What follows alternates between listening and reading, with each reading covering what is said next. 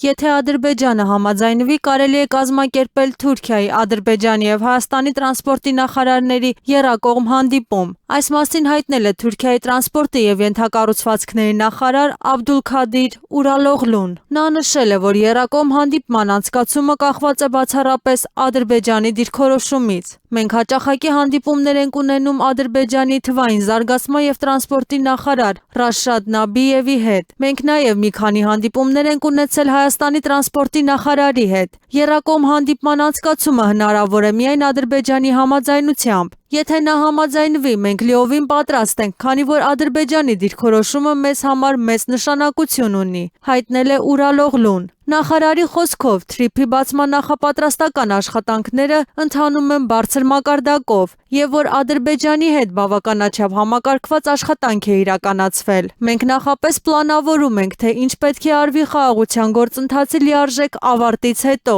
Բոլոր անհրաժեշտ նախապատրաստական աշխատանքները կատարվել են։ Նախկինում մենք բազմաթիվ համատեղ նախագծեր ենք իրականացրել, ուստի դրանք նորից սկսելու անհրաժեշտություն չկա։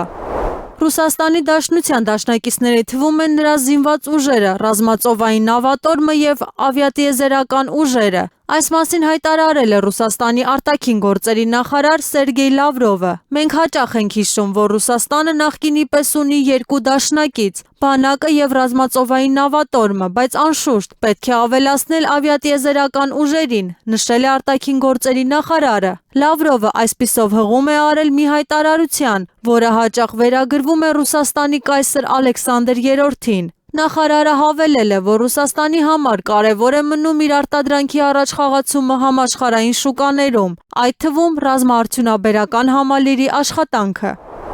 Իսրայելը դեմ է Գազայի հատվածում ստեղծվող միջազգային կայունացման ուժերին թուրքական զորքերի մասնակցությանը, հաղորդել է Իսրայելի կառավարության խոսնակ Շոշ Բեդրոսյանը։ Պաղեստինյան անկլավում միջազգային կայունացման ուժերի կազմում թուրքական զորքեր չեն լինի ոչ հիմա, ոչ անցյալում, ոչ էլ ապագայում, հայտարարել է խոսնակը։ Սեպտեմբերի 29-ին Սպիտակ տունը հրապարակեց ԱՄՆ նախագահ Դոնալդ Թրամփի համալիր ծրագիրը, որն ուղղված էր Գազայի հակամարտության կարգավորմանը։ Փաստաթուղթը բաղկացած է 20 կետից եւ ի թիվս այլ բաների նախատեսում է անկլավում ժամանակավոր արտաքին վարչակազմի ստեղծում եւ այնտեղ միջազգային կայունացման ուժերի տեղակայում։ Հոկտեմբերի 9-ին հակամարտության կողմերը ստորագրեցին համաձայնագիր ամերիկացի առաջնորդի խաղաղության ծրագրի առաջին փուլը իրականացնելու վերաբերյալ։ Հոկտեմբերի 10-ին ուժի մեջ մտավ Գազայում հրադադարի մասին համաձայնագիրը։ Ամերիկյան զենքի մատակարարումները Կիևին եւ ՆԱՏՕ-ի նրա դաշնակիցներին ժամանակավորապես դադարեցվել են շաթդաունի հետևանքով։ Այս մասին հաղորդել է Axios պորտալը։ ՆԱՏՕ-ի դաշնակիցներին եւ Ուկրաինային աջակցելու համար ավելի քան $5 միլիարդ ամերիկյան զենքի մատակարարումը հետաձգվել է շաթդաունի պատճառով, փոխանցել է հրատարակությունը։ Այս դադարեցումը ազդել է AMRAAM հրթիռների, Aegis մարտական համակարգերի եւ HIMARS բազմակի հրթիռային համակարգերի Լեհաստան, Դանիա եւ Խորվաթիա փոխանցման վրա։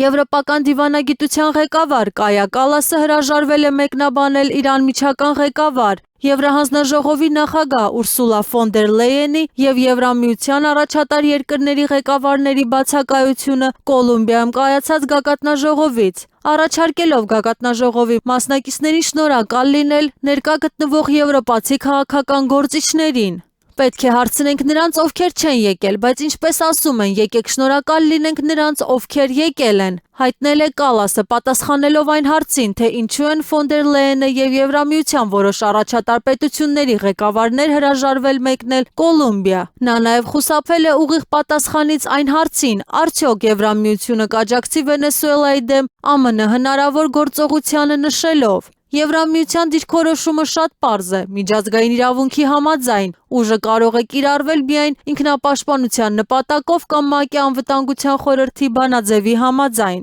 Եվրամիության այս դիրքորոշումը հայտնել է տասնամյակներ շարունակ, բայց երբեք չի դատապարտվել դրա հիման վրա ԱՄՆ ռազմական գործողությունները։